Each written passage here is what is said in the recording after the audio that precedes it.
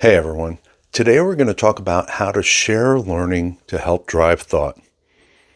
So, growing the capabilities of the team is the essential skill of a good leader, and a team that is well trained can also do exponentially greater things too. Therefore, training your team for the next step up their career ladder is one of the foundations for your long-term success. Additionally, one of the side effects of the training others is it helps you develop a deeper understanding of what you're teaching. You'll grow in your skills, which prepares you for your next step. So why don't more leaders prioritize training their team to achieve the next role? Well, I think it's a couple of reasons.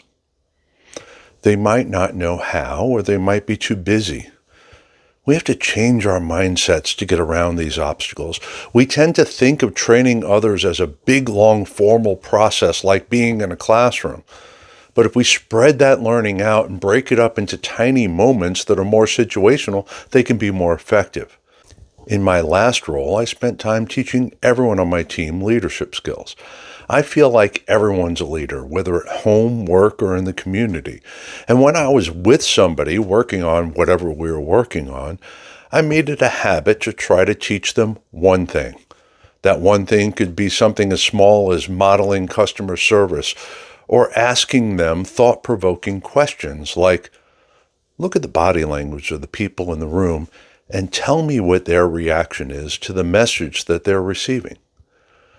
The key is that learning was usually restricted to a single sentence, and the response may be a few minutes. These small injections of learning didn't just train them in whatever we discussed, it created a culture of learning and thought. This journey started early in my career.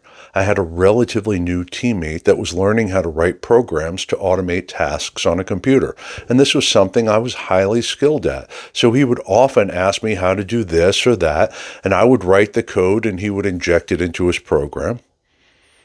After a while, he understood the basics, but he'd still ask me to write things, even though I knew he had enough knowledge to be able to find the answer himself. So I started responding to his questions with, well, how do you think you should do it? And he would come up with an answer and I'd help him fine-tune it a little. And then he went and did it. And after a while, his confidence increased and his skills improved dramatically. Now, sometimes asking similar questions can have the same effect when teaching leadership. Before communicating some change, maybe you bring one of the team members aside and see how they would do it. They can then contrast that with then how you do it, and you can discuss why you did what you did afterwards so they can form their own opinions. Sometimes I do this in reverse too. I would communicate something and then bring a person aside and explain why I used a particular phrase or how I handled a question the way I did. Either way, the interaction was limited to a few minutes. Training to drive thought rather than training a skill is better when it's done situationally and in close proximity to the event. Inventory the soft skills that make someone great in your field and find time to ask questions that drive thought around those skills.